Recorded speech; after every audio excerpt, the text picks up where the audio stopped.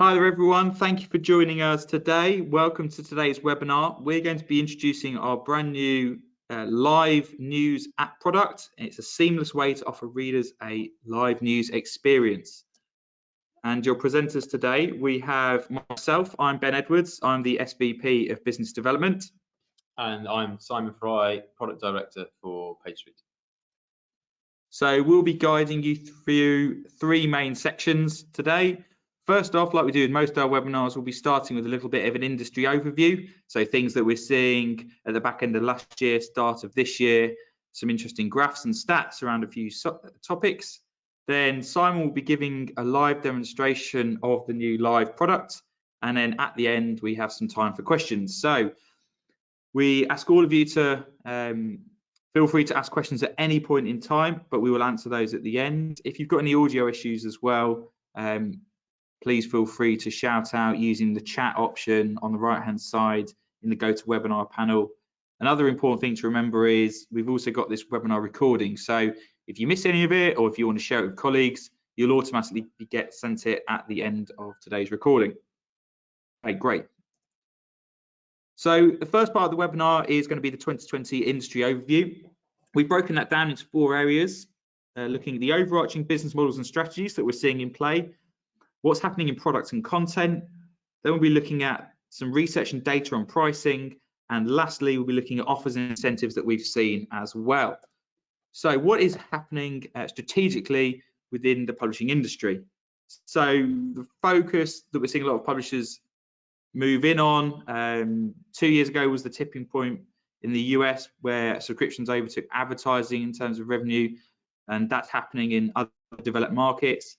And the move to subscriptions is good for publishers because it's generating a recurring revenue stream, it's helping build loyalty with readers and a long-term path to funding quality, sustainable journalism. Advertising revenues, whilst declining, are still important across display, direct sold and native, as you can see from the second and the third of these graphs. We've got more clients pushing a full media mix though within the advertising space. So moving beyond just selling advertising space in a print publication or digital only space to more coordinated campaigns. People like NewsQuest, Local IQ with their service also sell social and marketing services locally too to drive revenues.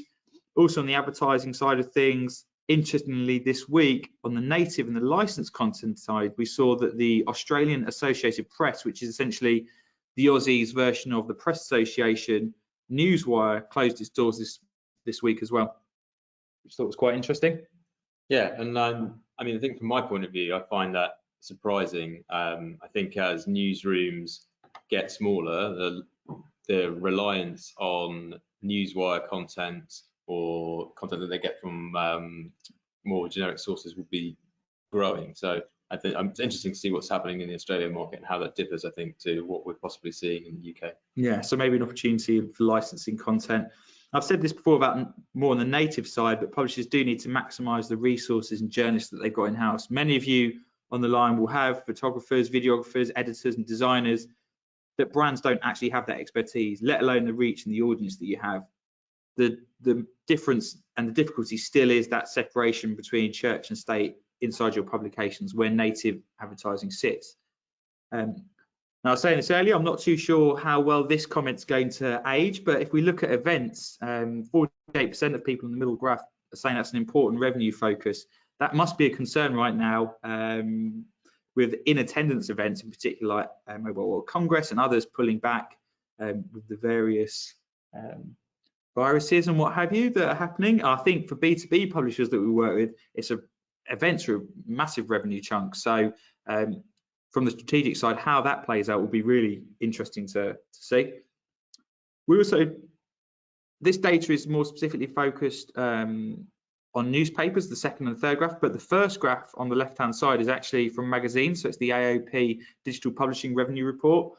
And it sort of notes that display advertising is declining, classified revenues are falling off a cliff, and that subscriptions and online video where the revenue growth is going to come from. The interesting thing we're seeing with magazines is there is an increase in paywall projects. Magazines tend to have a better direct customer relationship than newspapers have, so that means that when they move to digital paid for content, there is a good base of customer contact available to them.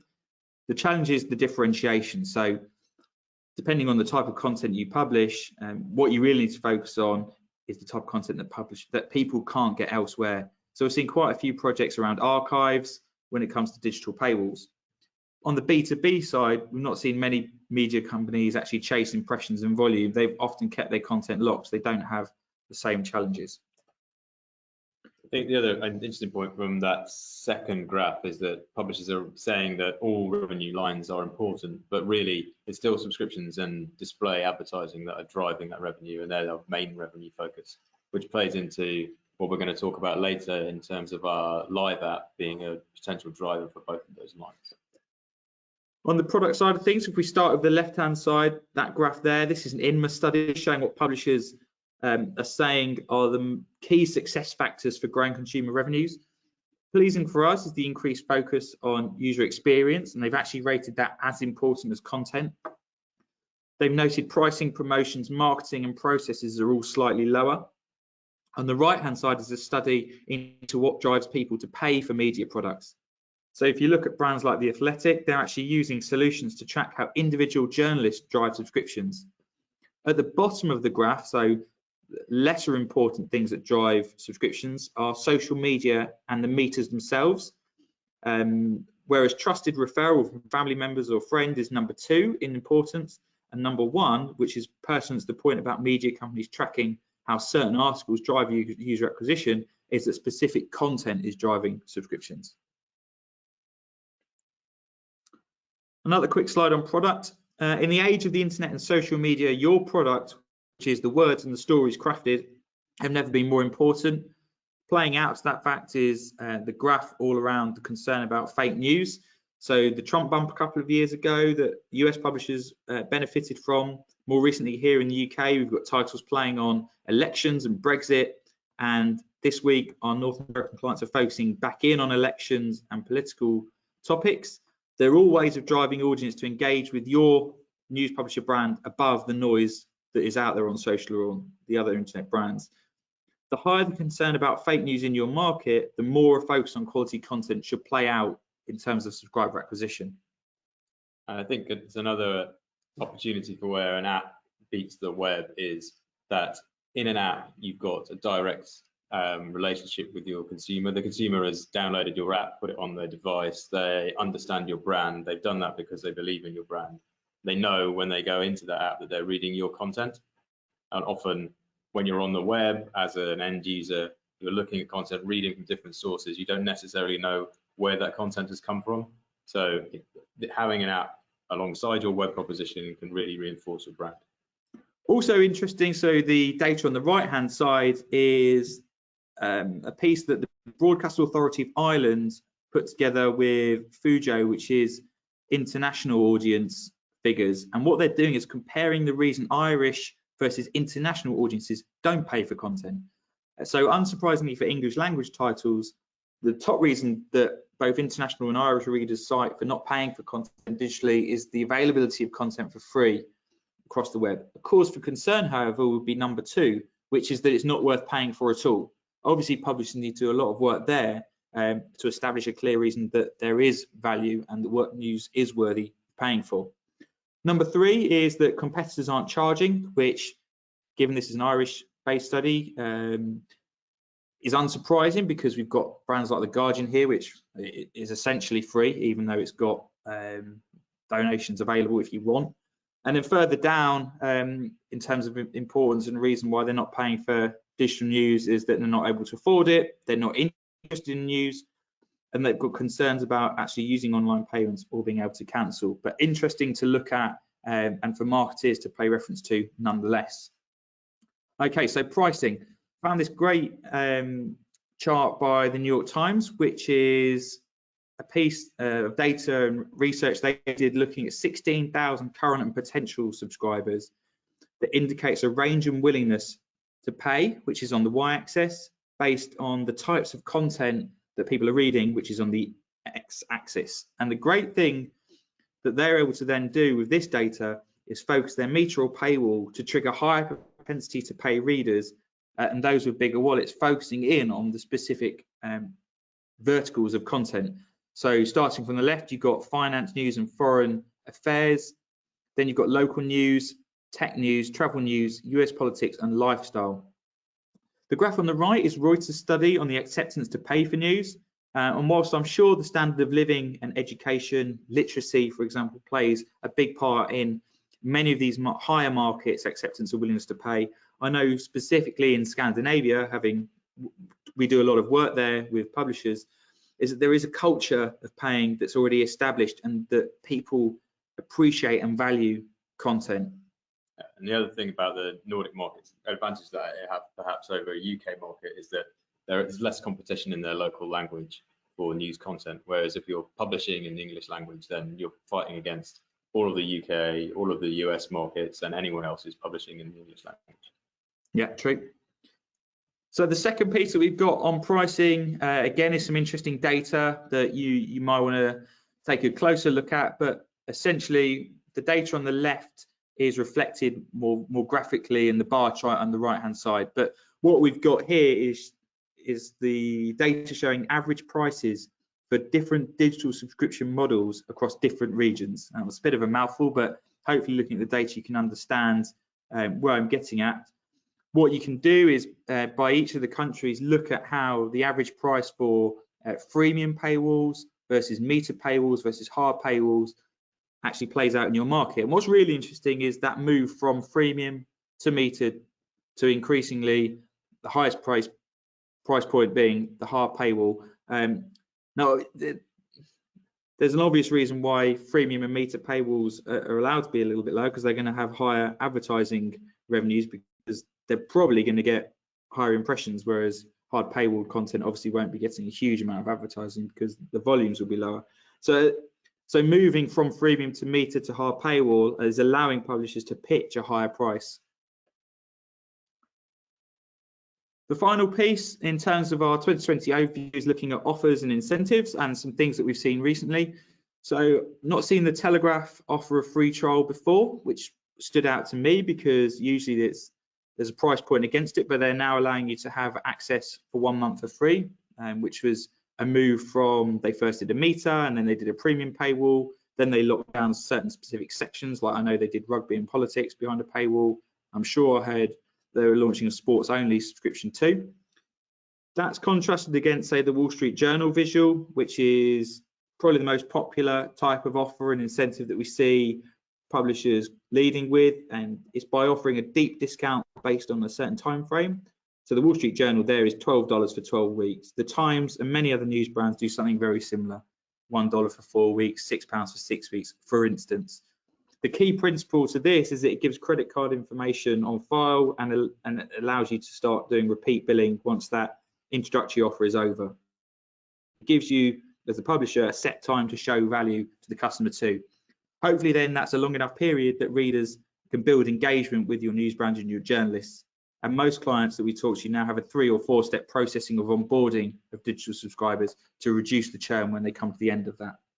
Yeah, I think that's one of the things that the Telegraph perhaps are experimenting with. I know that they've been quite public in saying that registrations is a real target for them. And so offering a free trial gives them an opportunity to drive registered users, drive registrations as a first step to getting a subscriber. And increasingly, I think people are seeing that progressive registration to subscriber journey as being an option. Unsurprisingly, we also saw things like January sales with just like a base percentage discount off cover price. And last year, an interesting one was the Arkansas Democrat, a southern states-based daily paper offering a free iPad if you took out a certain subscription. I read there that the key reasoning there was that print and distribution costs were significant to outer state or rural parts. So this was a better return on investment for them, even if it meant giving away a free tablet. Okay, Simon, over to you. So this is our mission statement as a company for PageSuite. So our mission is to provide digital solutions to publishers and create value from their content. We do that in terms of their print content with our e-paper replica solutions. So it makes perfect sense for us to offer a digital solution for live news and website content. We've done this in the past by creating bespoke apps for clients through custom development. However, we see a lot of similarities between publishers' live news app offerings, and the thing that really distinguishes them is the content and the strength of their brand. So we believe if we can offer a fast, reliable, feature-rich platform to deliver live news content on mobile devices, this can provide real value to publishers in strengthening either their subscription businesses or their options for display advertising. Providing this as a platform solution allows us to do it in a more economical way for clients and for all of our customers to benefit as a product is updated with new features and improvements. And so what we're going to do now is step out into a demonstration of the product itself.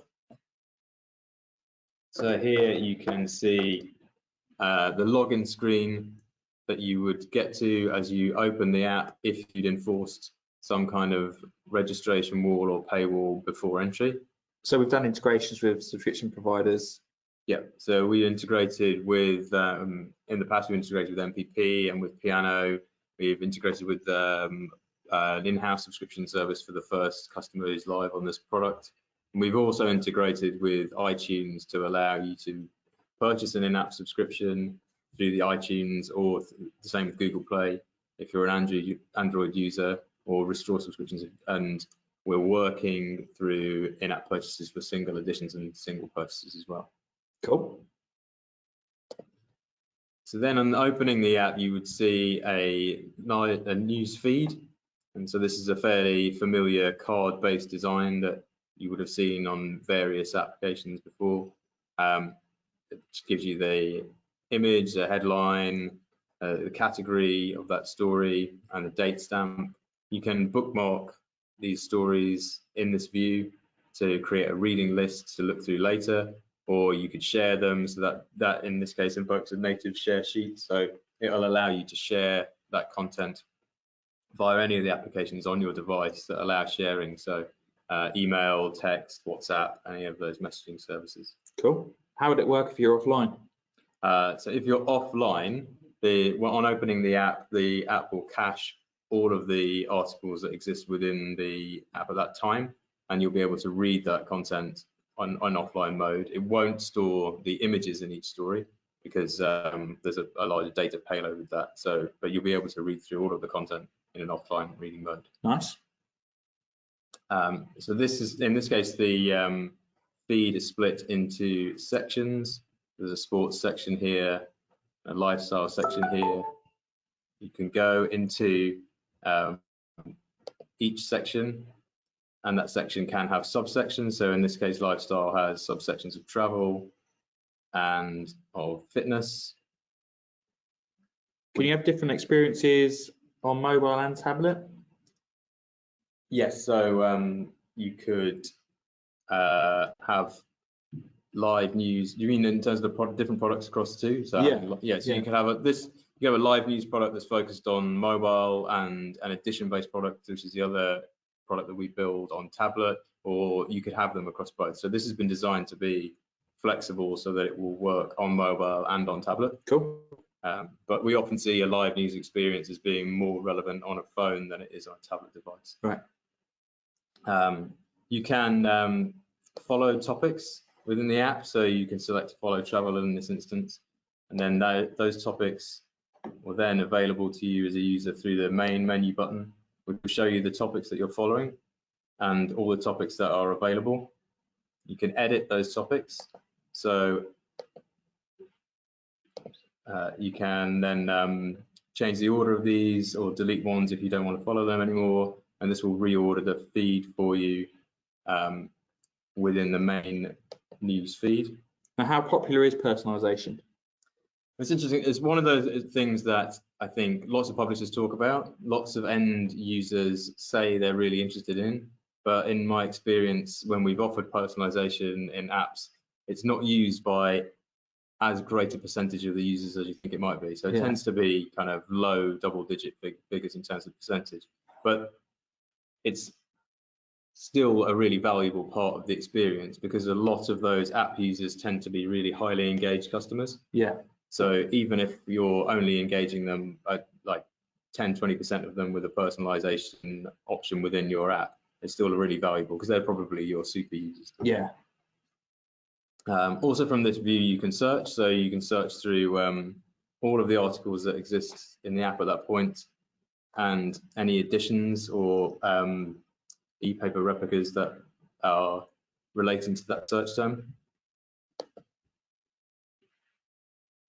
So just on the e-paper part, obviously this solution here primarily is live newsfeed based. Okay, but we've got the e-paper in it too. How is that delivered?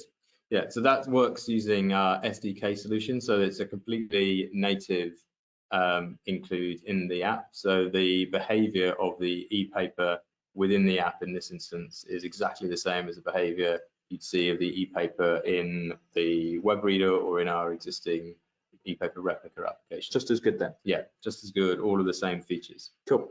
And the nice thing about including it in this way is that it allows you to have this one app provide all of your digital content. So you can provide your live newsfeed content along with your digital e-paper replica content. And so that removes some of the confusion in the App Store. If you had two apps, you can now have one app that delivers all of your content. It means that your marketing efforts are reduced. You don't need to support two. You can concentrate all of your marketing efforts on a single app. And it also means that for the live news app, where we tend to see, like as publishers tend to see, like very large volume of audiences who are not massively highly engaged, still more engaged than on a web audience. So web audience tends to read, one, maybe two articles each visit. Yeah. Live news app audience will read kind of maybe between 5 and 10, whereas in the e-paper and the edition, we'll see people reading 20 plus pages, spending 20 minutes to half an hour within the app. Yeah. Really, really high levels of engagement. So enabling your broader live news app audience to see and interact with your e-paper replica or edition, which might be perceived to be greater value or a more highly engaging product, that allows you to draw those people into being more engaged users and potentially driving them down a subscription funnel. I saw on the live newsfeed part of the product there was advertising opportunities as well. Yeah, so the app will support either subscriptions, as we said, or login or purchases, but then also we'll be including IAB standard ad units in both the news feed section and also within the articles themselves. So in this case, MPUs that appear within the cards down the feed. So could you have a revenue model where live news feed is free to consume, monetized for advertising, and then the e-paper be locked down, even if it's in one app? Yes, yeah, absolutely, you could do that, and that fits with certainly publisher solutions and decisions that we've seen in the UK where websites remain free and papers remain paid for, or digital editions remain paid for. You can replicate that monetization strategy within the app by having your newsfeed content supported by advertising and your e-paper replica being paid for. Or for one client that we're working with at the moment, we're building a metered solution for them in the live news part of the app. So you'd be able to read some stories and then you'll hit a paywall, and you could replicate that paywall within the e-paper as well. So it will support either a subscription and monetization model that is consistent across both, or it can be split between live news and the replica. So I know you touched on right at the start the fact that we've built many custom feed-based apps, some really strong examples there as well, but they are highly customized. How much customization is available with this product, given it's a platform-based solution? So we'll support obviously branding, colors, a number of fonts are supported in the platform build so that you can have different fonts for headlines, summaries, bylines, body content. And we can also customize things like the menu elements. So in this instance, we've got news, papers, discover, and settings across the bottom. But if you didn't want all of those elements in there, we could switch out papers for search, for example. So the idea is that the menu is extensible so that depending on the content or the focus of your content, we can make changes on a platform basis that will allow you to build an app very quickly. So that's all key to this little bit down here. Yeah. That's where that piece lies. So in this instance, we've used the Discover section to focus on video content. So if you have a load of video content that you want to promote, then you can put this in at the bottom to promote that video content. Equally, you may want to use that to promote your social media feeds or even audio, which is obviously very popular at the moment. So the idea being that you can use a tab within the main menu to promote the content which you're focusing on at the moment. But if you didn't have anything that you wanted to use in that instance, we could replace that with search, and that could run as something else. How would publishers supply that type of content? Would it be the same as the live news? Yeah, so any kind of feed we can take in and consume and create these sections on the back of that. So we could even use a Twitter feed if you wanted to use your social media in that. Okay. And then the last thing down here is the settings. So within the settings, we allow you to set all of your global preferences. So in terms of data usage, if you want the content to download over mobile data or Wi-Fi, obviously, depending on your market, mobile data might be quite patchy or very expensive. You may choose that you don't want to do that as a user, so it's good to put that power in the user's hands to make that decision. And the other thing that we've got here is push notifications. So we're in the process of integrating the app platform with a platform called Firebase, which is a Google platform for app analytics and push notifications. So the idea being within that, you can use your analytics to set up segments and send specific push notifications to specific segments. So, and then we'll enable that within the UI. So you can create a breaking news segment content in Firebase and send out messages to anyone who's interested in breaking news, and the user can tell you which notifications they want to receive within the UI itself. Great. Okay. So we also have a client live on this, right? Yeah. So we have. So we're live at the moment with the My Grapevine. So the Executive Grapevine are a B2B publisher who publish HR content and also CEO exec level content. So really interesting stuff in there if you're a manager interested in team building and things like that. There's some really great content in there. So they've been live for a few weeks now. One of the interesting things that we've done in this integration is that with the content choices that are made in the app itself, when you choose your topics, we're writing those back via an API to Executive Grapevine, so that if you then log in on their website, you'll see the same content topics reflected in your account as well. So it's a really nice, seamless way to move between the web and the app for the consumer. It's quite nice to see some of the visuals on this is just the iOS Apple Store listing. Obviously, it's on Android as well. Yeah. But the tablet version as well. So that UI, although it's a bigger device, is consistent. All the same features and functionality port across from mobile to tablet. Yeah.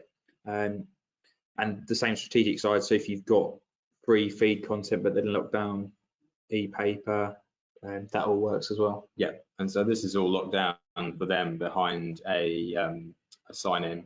So you have to be a subscriber to Grapevine to view the content, but they're also looking to open up parts of it in the future, so we can offer them the opportunity to build audiences through white papers for the HR side of their business, and we will be integrating IAB standard advertising with them so that they can monetize through advertising as well.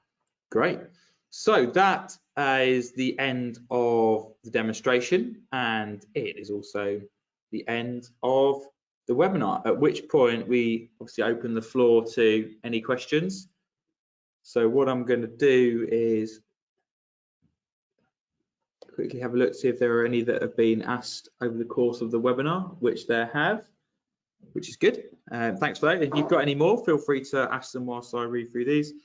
How quickly is the content updated?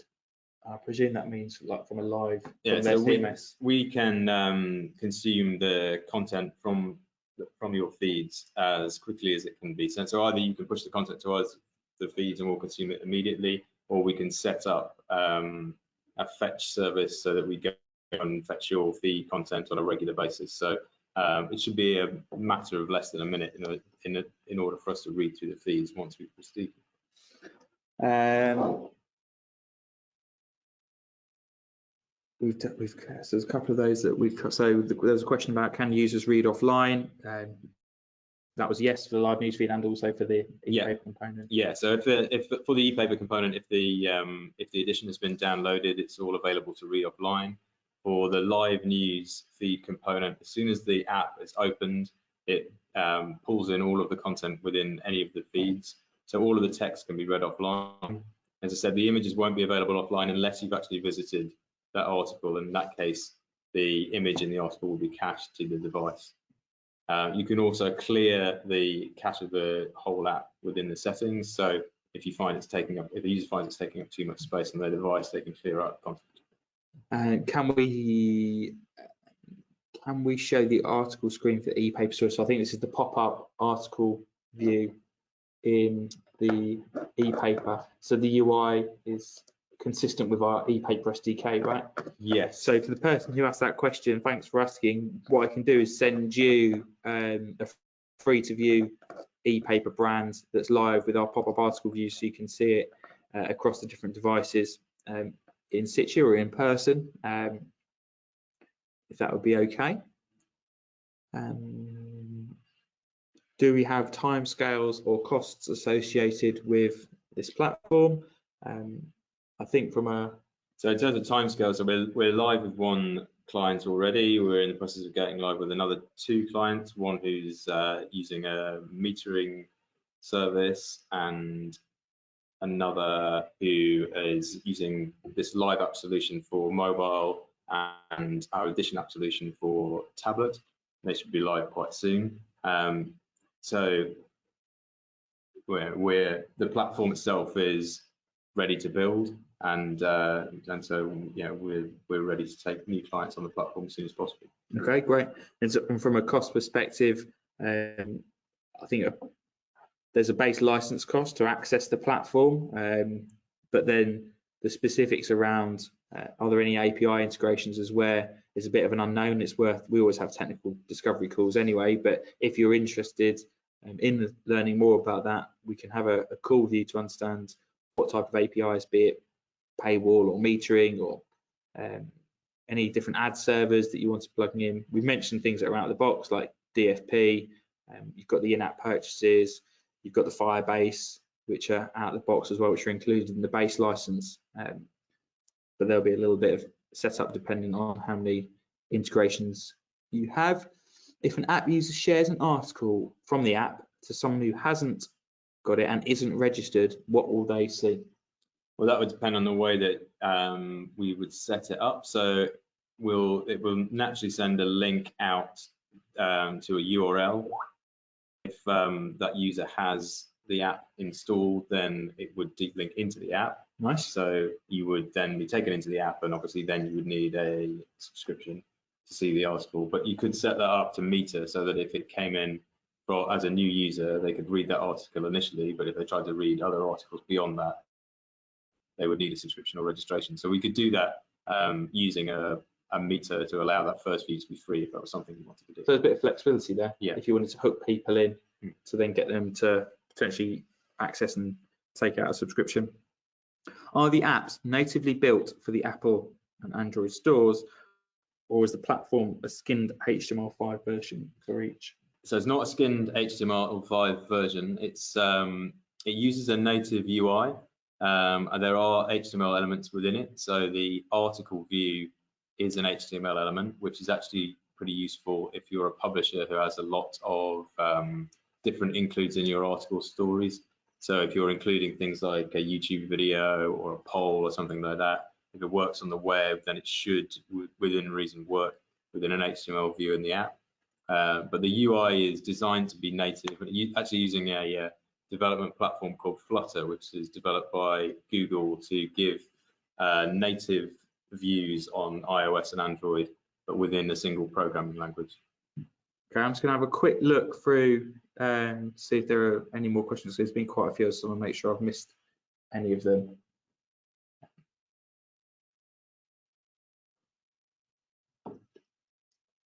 The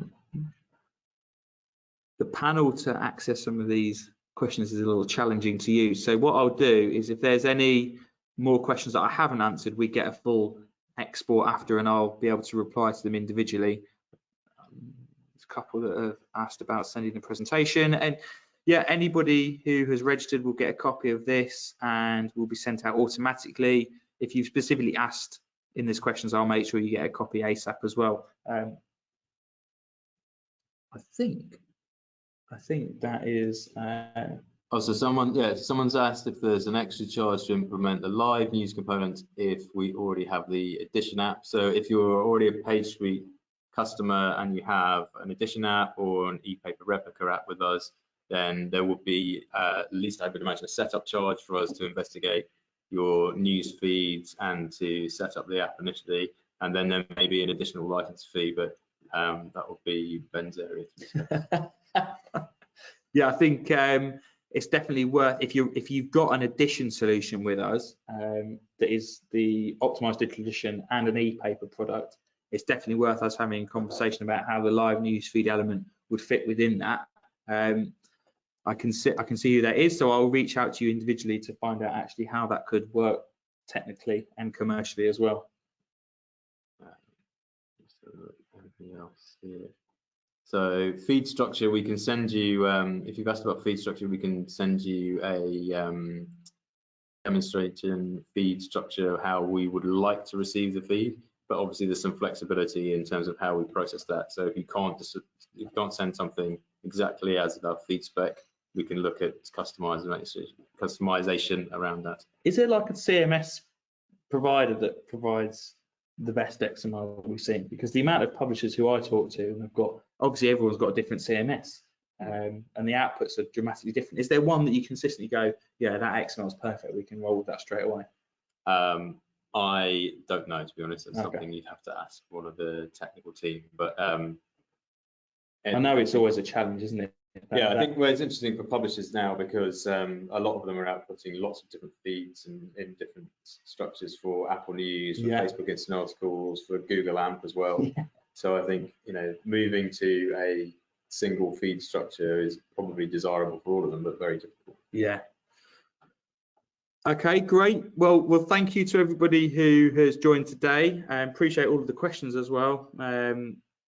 Anything else afterwards, you've got some details on the screen there. If you want to connect with Simon and myself, we're both on LinkedIn, easily contactable via email or phone as well, and we will follow up with you shortly. So thanks again. Thank you.